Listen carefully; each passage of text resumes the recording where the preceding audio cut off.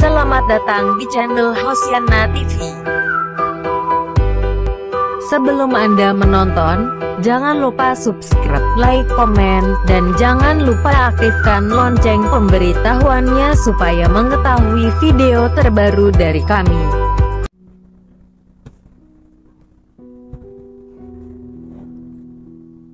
Saudara-saudara yang dikasihi dalam nama Tuhan Yesus Kristus,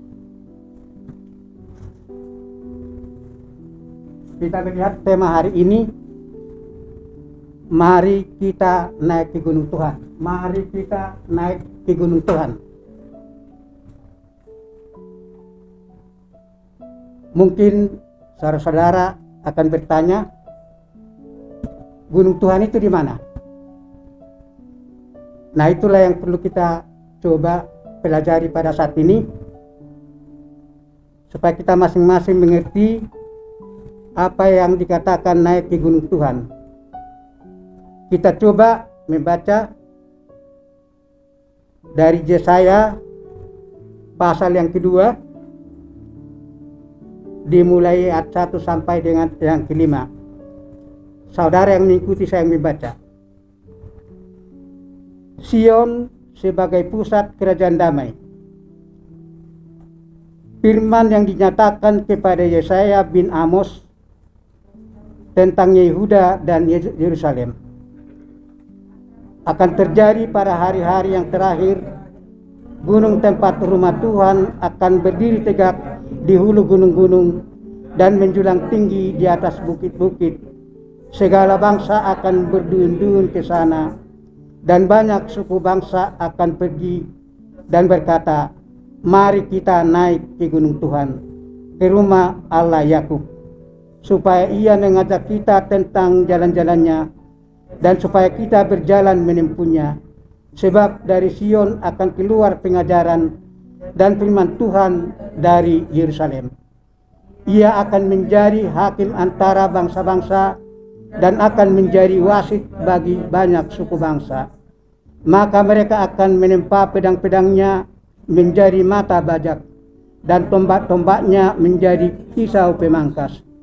Bangsa tidak akan lagi mengangkat pedang terhadap bangsa, dan mereka tidak akan lagi belajar perang. Hai kaum keturunan Yakub, mari kita berjalan dalam terang Tuhan. Demikian firman Tuhan.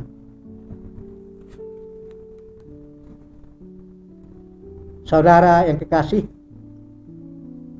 kita tahu bahwa Yesaya adalah seorang nabi yang betul-betul mempunyai visi atau penglihatan pada masa yang akan datang. Dia melihat apa yang tidak dilihat oleh orang lain. Dia mendengar apa yang tidak bisa didengar oleh orang lain. Karena itu, saudara-saudaraku, kita yang hidup pada zaman ini masih dapat menikmati kitab daripada Yesaya pada saat ini.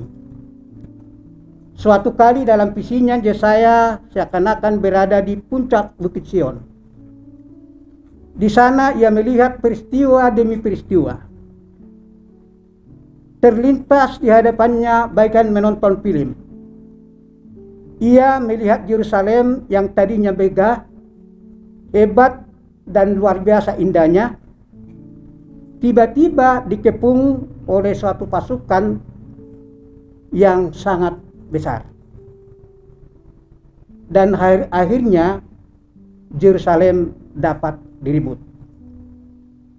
Orang-orang yang ada di dalamnya tentunya ditawan dan dibawa ke Babylon. Ia juga melihat bait Allah dihancurkan, katanya sampai tidak ada satu pun yang terletak di atas batu dengan yang batu dengan lainnya. Namun saudaraku, setelah itu ia melihat Yerusalem kembali dipulihkan oleh Allah. Bait Allah dibangun dan di dalamnya kembali terdengar puji-pujian. Umat Allah bisa datang ke sana dan membawa persembahan ke hadapan Tuhan. Mereka menyanyi dan menari dengan sukacita dan merasakan kasih Allah yang sangat besar. Itulah yang perlu kita pikirkan. Hari ini juga kita datang ke hadirat Allah untuk bernyanyi, menari dengan penuh sukacita dan merasakan kasih Allah yang sangat besar. Saudaraku yang kekasih, Yesaya dapat melihat semua peristiwa itu dengan jelas. Bahkan ia tidak saja melihat pembangunan Yerusalem beserta bait Allah, tetapi ia juga melihat peristiwa kelahiran Tuhan Yesus, Sang Mesias yang telah dijanjikan Allah kepada manusia. Dalam Yesaya 9, ia menggambarkan bagaimana Yesus lahir, dari mana ia datang, dan pelayanan yang akan dikerjanya apa. Sebab seorang anak telah lahir untuk kita, seorang putra telah diberikan untuk kita, lambang pemerintahannya ada di atas bahunya, dan namanya disebutkan Orang Penasehat yang Ajaib, Allah yang Perkasa, Bapa yang kekal, Raja damai, besar kekuasaannya, dan damai sejahtera tidak akan berkesudahan di atas tahta Daud dan di dalam kerajaannya, karena ia mendasarkan dan mengukuhkannya dengan keadilan dan kebenaran dari sekarang sampai selama-lamanya. Di Yesaya 5, 9 ayat 5 sampai dengan ayat 6. Sebelum orang lain melihat hal itu, Yesaya sudah melihatnya. Namun Yesaya tidak berhenti sampai di situ. Dalam visinya juga ia melihat kisah penyaliban Tuhan Yesus dan kesengsaraan yang dia alami. Hal ini dia gambarkan dalam Yesaya 53. Kita sering bertanya mengapa Allah mengizinkan anaknya untuk diberi mahkota duri, dicambuki, dipaku kaki dan tangannya, dan ditusuk lambungnya. Kalau benar Allah itu mengasihi anaknya, mengapa ia membiarkan mengalami luka-luka yang begitu banyak? Sebelum orang lain dapat memahami hal itu, Yesaya sudah mengerti jawabannya. Ia berkata bahwa semua itu diizinkan oleh Allah, supaya oleh bilur-bilurnya kita semua menjadi sembuh. Amin.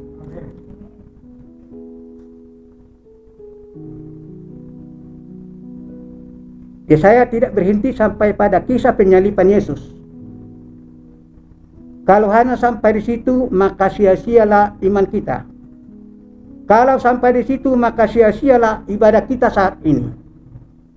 Namun Yesus tidak hanya mati dan dikuburkan. Pada hari yang ketiga, ia bangkit kembali daripada orang mati. Dia hidup karena dia hidup.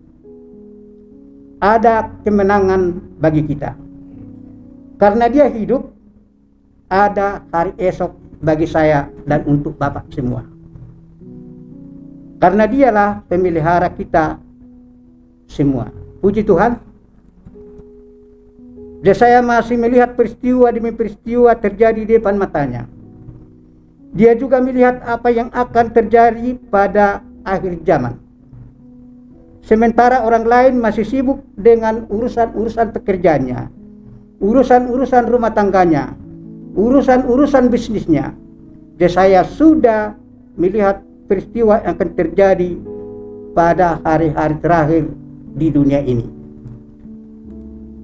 Saudara yang kekasih, Yesaya sudah melihat semua hal itu dan menulisnya supaya kita yang hidup pada zaman sekarang ini, pada abad ini, dapat mengerti rencana Allah dan ikut ambil bagian di dalamnya. Dia tidak ingin kita hanya sekedar tahu, hanya sekedar mendengar, tapi dia ingin kita ikut terlibat di dalamnya. Orang-orang yang hidup pada zaman kita ini tahu dan merasakan bahwa keadaan yang mereka hadapi pada saat ini bukan semakin enak, tetapi akan semakin sulit.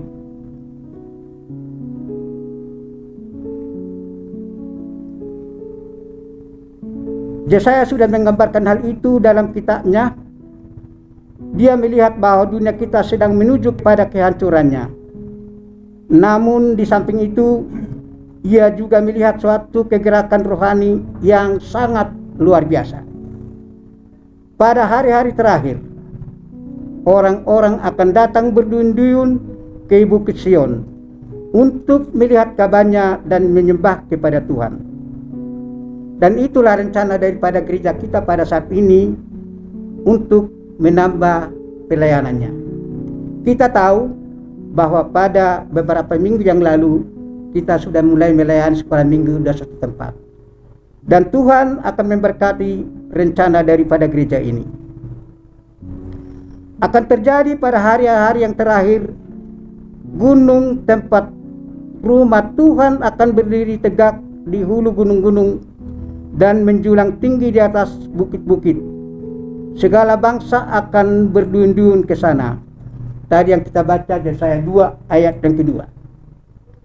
Jadi di tengah-tengah kebobrokan moral akan ada orang-orang suci yang beribadah kepada Tuhan. Di tengah-tengah kesulitan yang melanda seluruh dunia, karena COVID, karena kehancuran ekonomi, karena kurang lowongan pekerjaan dan sebagainya, akan ada penginjil yang bersuruh memanggil orang-orang untuk datang berbakti kepada Tuhan.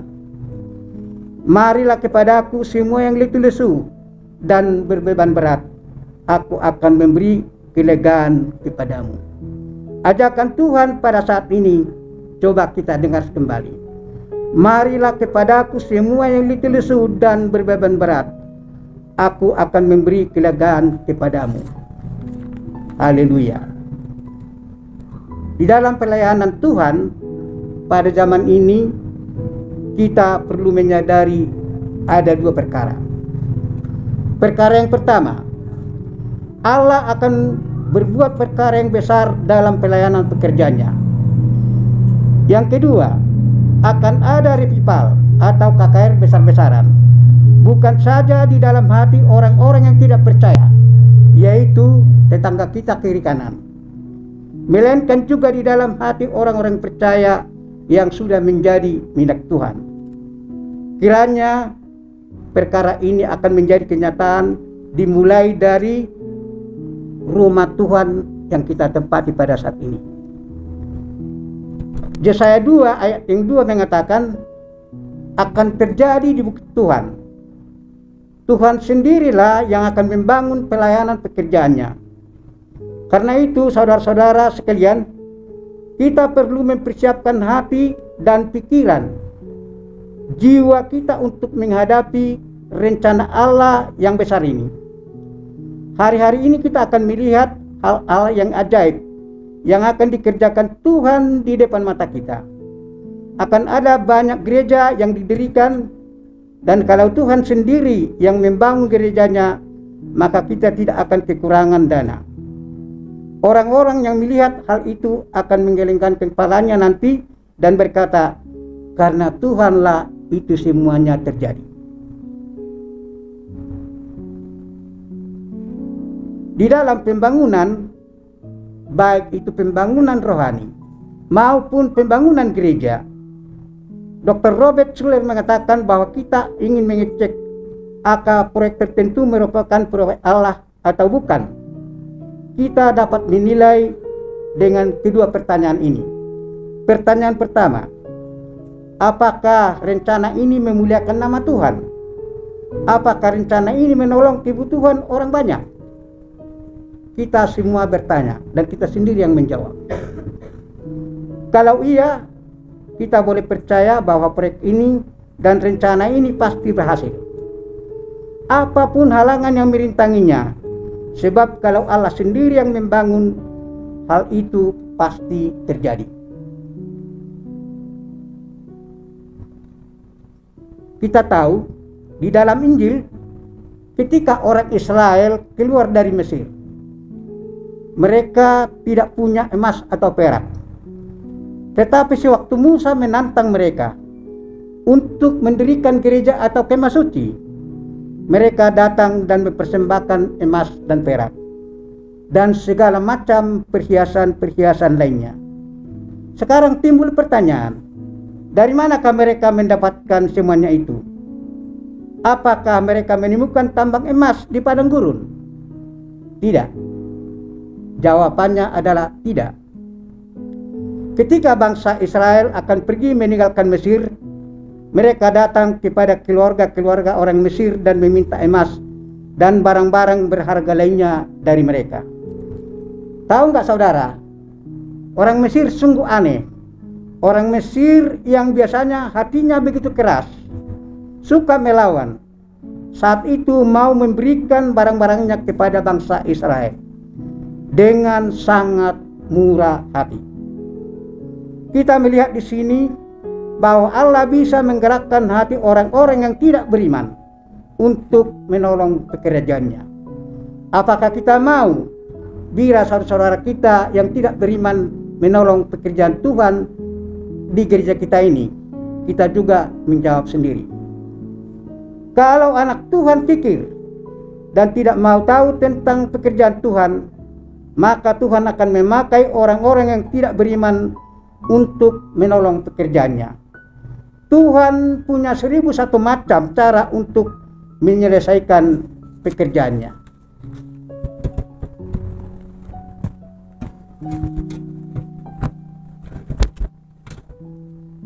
Karena itu saudara-saudaraku, kita tidak perlu berkecil hati dan takut untuk maju. Sekalipun saat ini kita seakan-akan tidak punya dana. Kalau rencana atau proyek yang kita jalankan sungguh-sungguh memuliakan nama Tuhan dan berguna bagi orang banyak, kita boleh percaya bahwa hal itu boleh terjadi. Pada zaman akhir ini Allah akan membuat perkara yang besar. Allah hendak membangun baiknya di atas muka bumi ini. Karena itu saudara-saudaraku, mari kita pikirkan rencana-rencana yang besar bagi Dia. Dambakanlah perkara-perkara yang besar bagi Dia. Karena tidak lama lagi kita akan menyaksikan dan mengalami kejadian-kejadian yang dahsyat dalam pelayanan pekerjaan Tuhan. Pada hari-hari terakhir akan terjadi revival besar-besaran. Itu tadi yang tertulis di dalam Yesaya 2 ayat yang kedua. Mengatakan bahwa bangsa-bangsa akan berduyun-duyun. Jadi pada masa itu bangsa-bangsa akan dilanda bencana kelaparan yang besar. Bukan kelaparan akan makanan dan minuman, melainkan akan firman Tuhan. Ada masanya di mana semua orang akan muak kepada hal-hal duniawi. Mereka akan berkata, semua hal ini tidak bisa memuaskan aku. Semuanya ini akan sia-sia. Apapun yang saya peroleh pada saat ini, semuanya akan sia-sia. Baiklah, aku akan kembali kepada Tuhan, pencipta alam semesta ini. Saudaraku, suami akan berkata kepada istri, Mama, mari kita pergi ke bait Tuhan, karena ada di sana ketenangan bagi jiwa kita. Menantu akan berkata kepada mertuanya, Mama, mari kita datang ke bawah salib Tuhan, karena di sana ada kesembuhan bagi penyakit Mama yang sudah mulai menua ini. Ipar akan saling berkata, kakak beradik akan saling berkata, mari kita pergi mencari wajah Tuhan, karena di sana ada pengampunan dosa dan kelepasan dan rasa takut serta khawatir. Saudara-saudara yang seiman, saya percaya setiap orang yang datang kepada Tuhan tidak bakal kecewa, karena mereka akan memperoleh setiap jawaban yang mereka butuhkan darinya. Hari-hari ini kita akan melihat orang berduyun-duyun datang kepada Tuhan, karena Tuhan sendiri yang akan membuat kegerakan ini.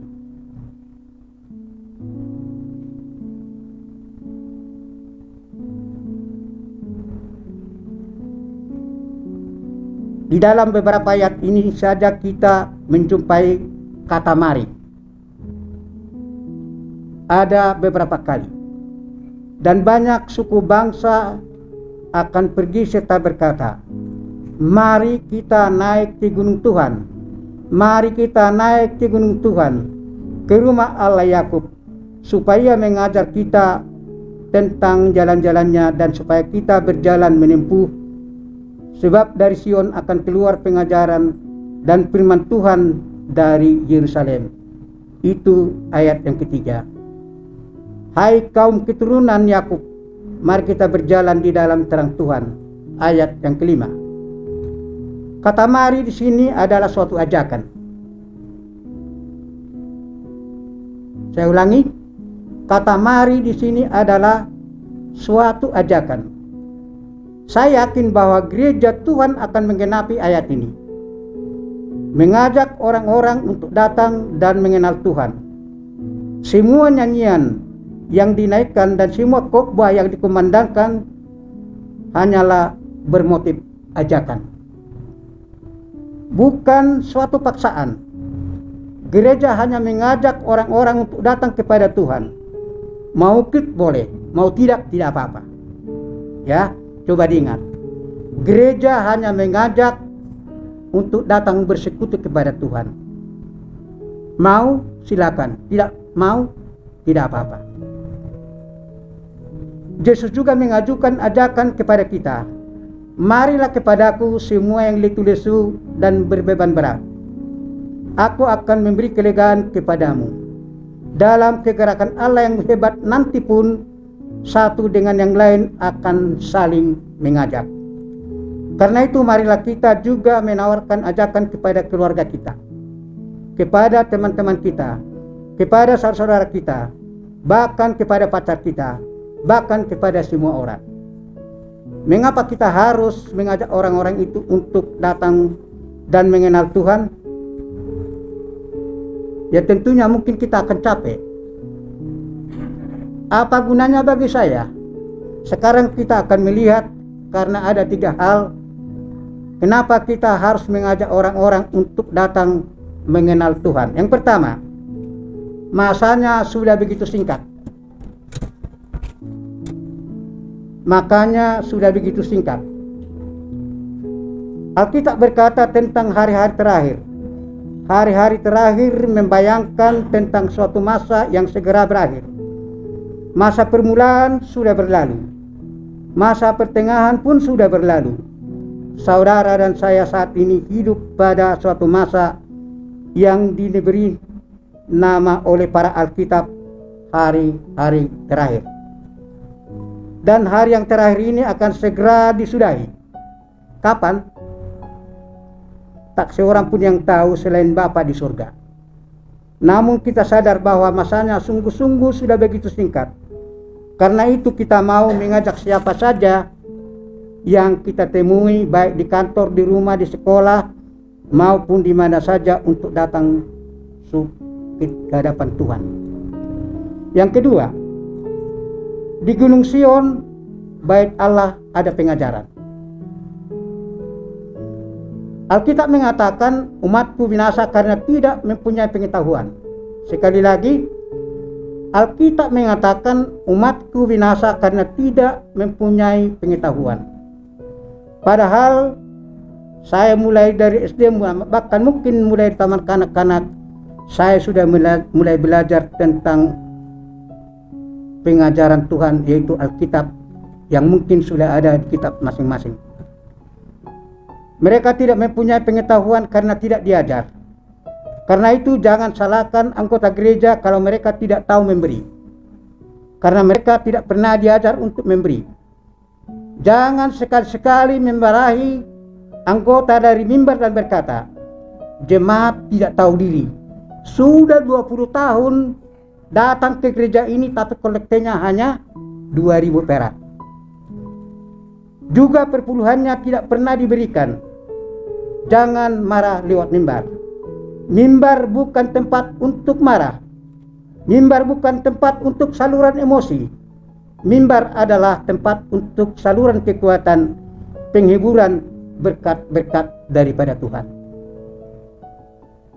Anggota gereja tidak tahu memberi karena gereja tidak pernah mengajar mereka untuk memberi.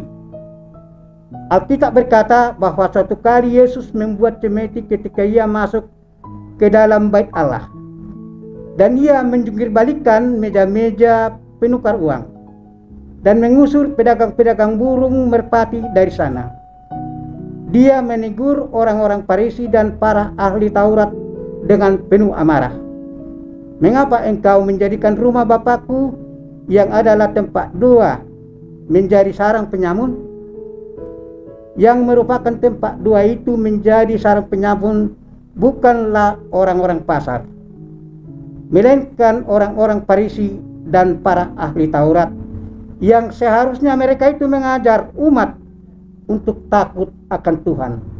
Itulah sebabnya Yesus sangat memarahi dan menegur mereka. Gereja bukan saja sebagai tempat untuk berdoa, melainkan juga tempat untuk menerima pengajaran. Di sana jemaat diajar untuk hidup suci dan takut akan Tuhan. Di sana jemaat diajar untuk mengasihi Tuhan dan sesama. Yesus adalah guru yang hebat. Andai kata jariku ini berubah menjadi jempol, aku akan mengangkat ke-10 jempolku ini bagi Yesus. Karena dia adalah guru yang hebat dan guru yang ajaib. Ketika dia mengajar, orang-orang terpukau mendengar pengajarannya. Mereka tercengang-cengang mendengar pengajaran yang indah dari murid Yesus sampai mereka lupa untuk makan. Yesus adalah guru yang heran. Dia tidak saja mengajar tentang surga atau tentang iman, sambil berkata, pandanglah burung-burung di langit yang tidak menabur dan tidak menuai dan tidak mengumpulkan bekal dalam lumbung, namun diberi makan oleh Bapamu yang di surga. Bukankah kamu jauh melebihi burung-burung itu?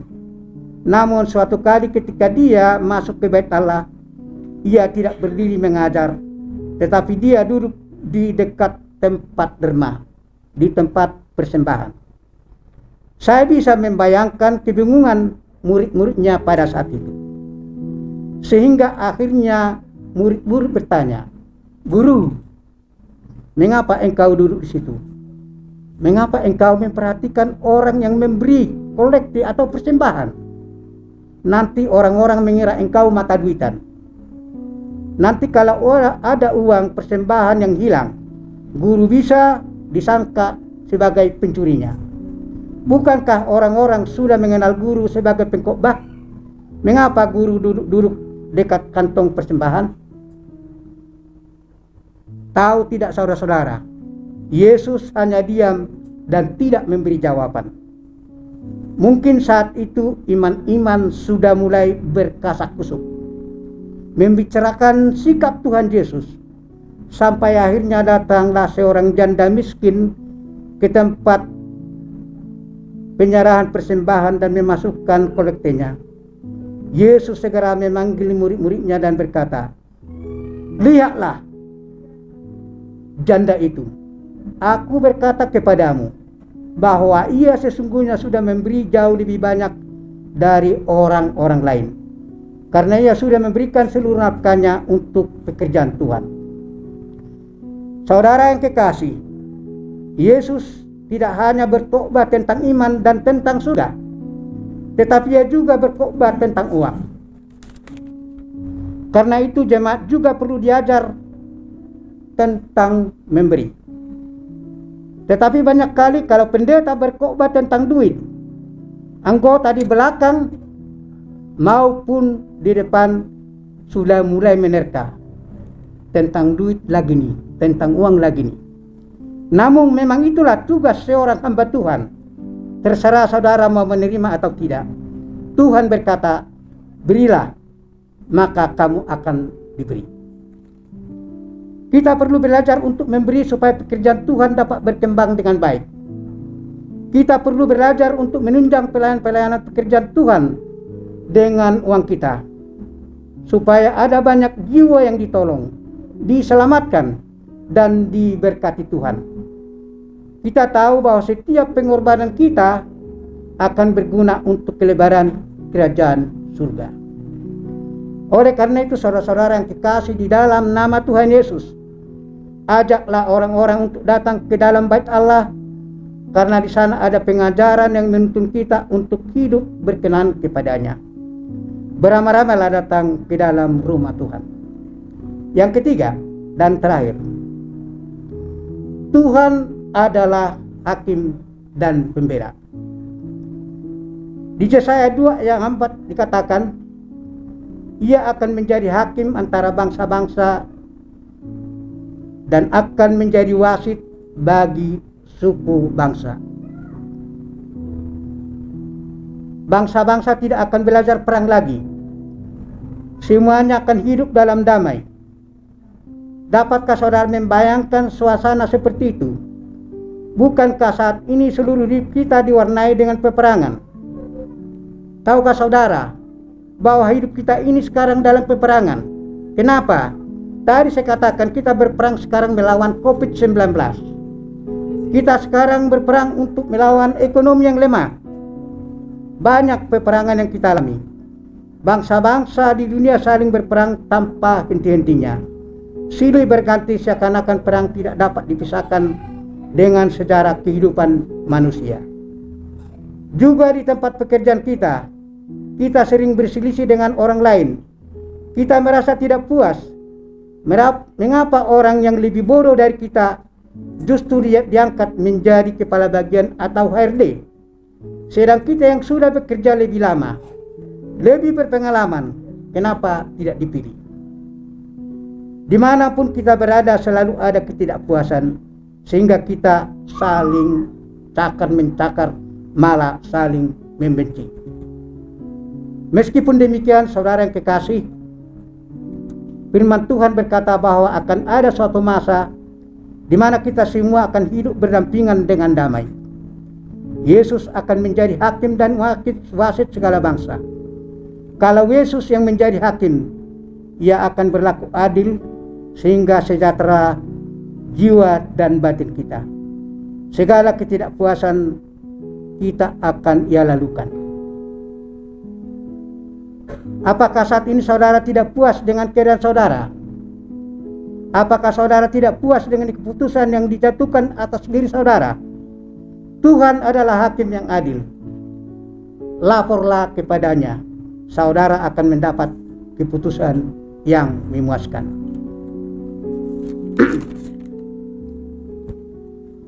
Kalau Tuhan yang menjadi hakim kita, semuanya akan menjadi beres.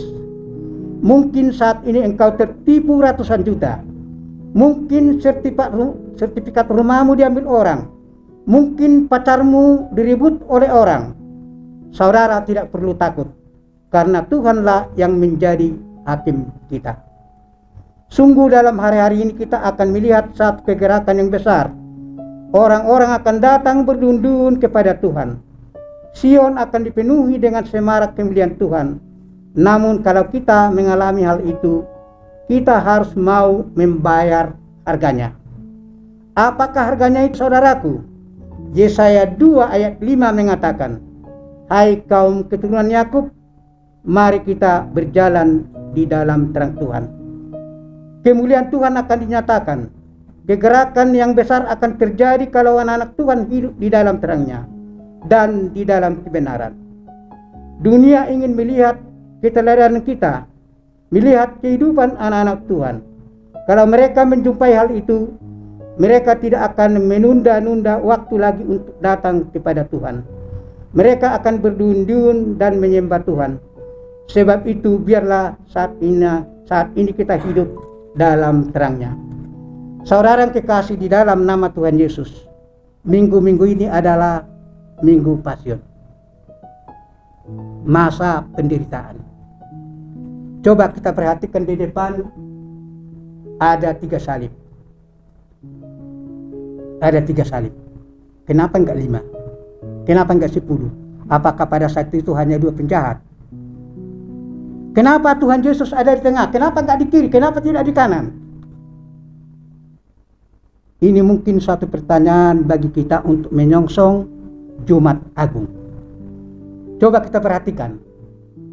Tuhan Yesus di tengah adalah Dia tidak membeda-bedakan siapa ciptaan Tuhan, yang baik maupun yang buruk, yang berdosa maupun tidak berdosa, yang pintar ataupun yang bodoh, yang kaya maupun yang miskin. Dia di tengah-tengah.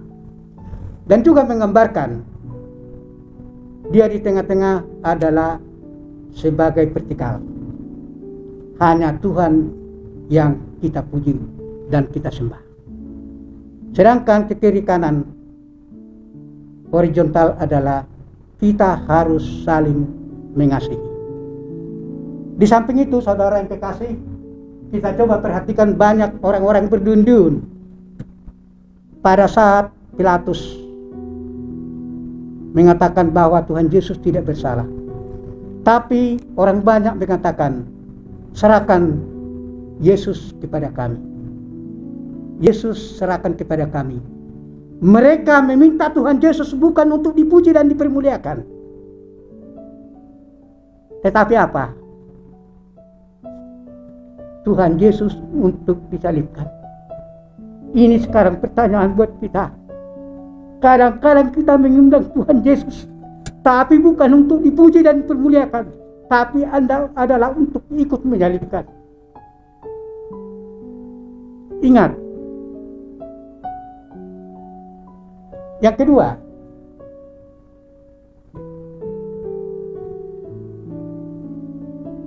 kedua, pada saat Tuhan Yesus disalibkan, di sana ada orang berjudi. Jubah Tuhan diundi. Judi sebenarnya bukan hal baru. Dari zaman purba pun sudah ada judi. Itulah buktinya bahwa pada saat Tuhan Yesus disalibkan, para laskar daripada Pilatus berjudi siapa yang dapat daripada jubah dari Tuhan Yesus. Jangan-jangan kita yang hadir pada saat ini juga banyak yang berjudi. Bentuknya bukan harus begitu, tapi banyak yang kita coba perhatikan di dalam hidup kita. Jangan-jangan kita ikut berjudi di bawah salib Tuhan Yesus, tidak memperdulikan kesengsaraan orang lain, tidak memperdulikan ada 3 orang yang tersalib. Bagaimana penderitaan daripada ketiga orang ini? Taruhlah mereka tidak mengerti siapa Tuhan Yesus. Mereka hanya melihat penderitaan ketiga orang ini, mengeluh, mengerang. Yang terakhir,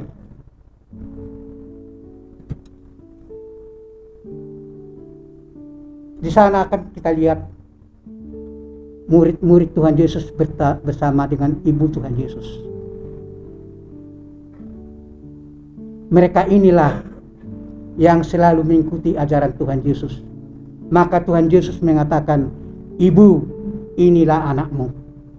Dan kepada murid-muridnya mengatakan, "Inilah ibumu." Mereka bersepakat bersatu hati untuk memuji dan memuliakan namamu, nama Tuhan. Kita sekarang pada saat ini diminta supaya sekalian umat Tuhan, terutama jemaat GKN Hosiana, supaya kita saling mendukung, saling mengasihi, saling menopang, supaya kerjaan Tuhan dapat berkembang di tempat kita ini. Amin.